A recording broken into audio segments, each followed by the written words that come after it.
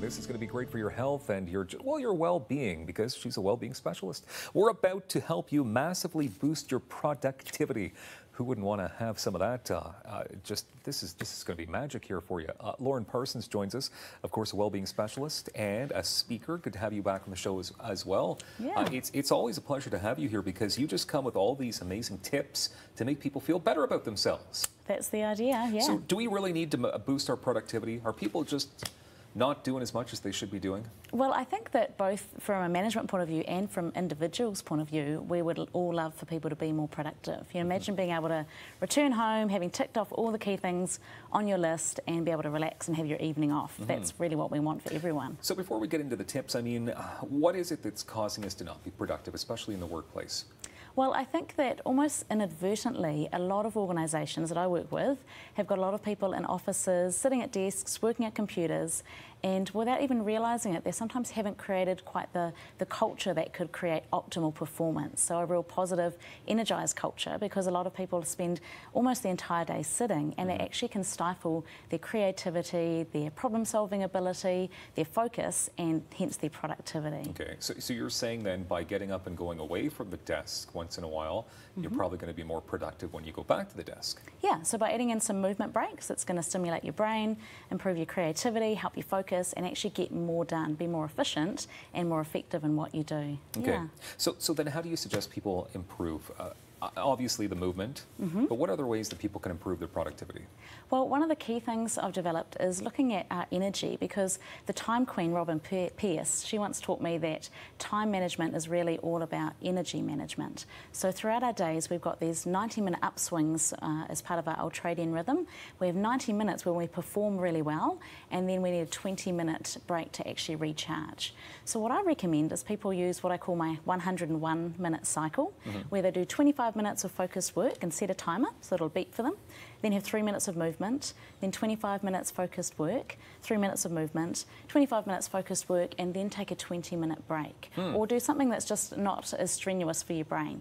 And that gives you a great 101-minute, really productive cycle, and people can find that they can fit 4 of those into a work day and get a whole lot more done than just trying to work harder or work longer. Okay, now would you put these practices into play also when you're at home? So say you're a stay-at-home mom, or you're just trying to get stuff done around the house? Yeah, so it might be home administration or people that are studying. I've got a client last week who actually works part-time and is studying part-time, and she's using this in her evenings by just breaking up her study to keep herself focused and energised 25 minutes, and then she'll have a dance party, and then she'll get back on track again. A dance party? Yeah.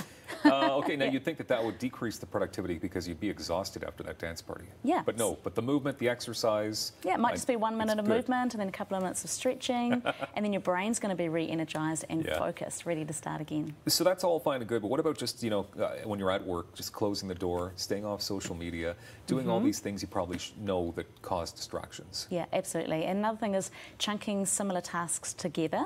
So you've got your 25-minute block, so thinking about, can you do a whole lot of phone calls, can you do a whole lot of emails? And if you have a timer that's counting down, it actually gives you this false sense of urgency. So you think, right, I'm going to respond to these 10 emails, get it done now. And it's a lot more effective than doing a few phone calls here, a few emails there, a little bit of filing to chunk it throughout your day. I like that. So you've used this term, you keep using the word chunking.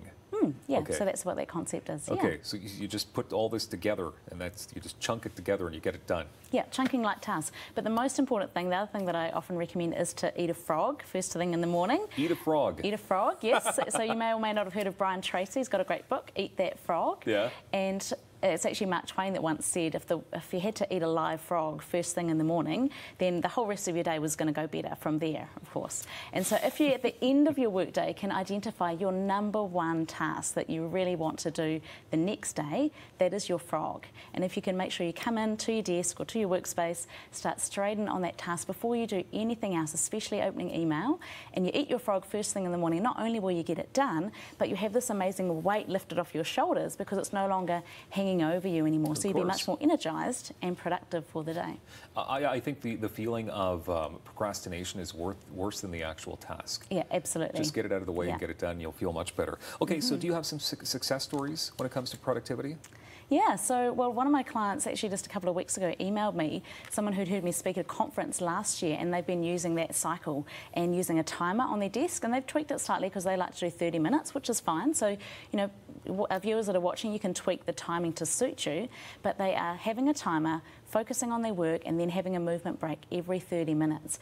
And she said that she feels that she's doubled what she gets done in a day. It's literally doubled her output. Okay, so when it comes to chunking, love that term, what is the best way then to keep that all organized? Because you were just talking about timers. So again, prioritise ideally your top 3 to 5 tasks at the end of the day. The number 1 task is your frog. Start in on that. Set your timer, focus on a period of time that works for you, have a break, then come back and focus. And I would recommend that you do that for up to around 90 minutes. So that's where my 3 rounds of 25 minutes with a 3-minute break. And then have a chill out break. Now ideally it could be actually just sitting and relaxing. Could be that that's when you have a cup of tea or you rehydrate, you recharge yourself.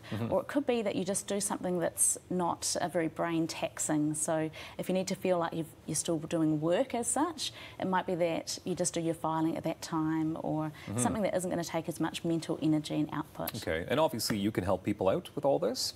Yeah, so well, I help organisations. I can either come in-house and do presentations or holistic programs around boosting your staff's productivity and creating really an energised, positive workplace environment where people can really thrive. So yeah. Teaching people how to chunk and eat frogs. Yes. I like that. Okay, Lauren Parsons, wellbeing.com. That's the website to go to. And as always, thank you for all the information here today. Great. We appreciate your time. Thanks, Dylan. And of course, we've got more Daytime coming up in moments right here on Rogers TV.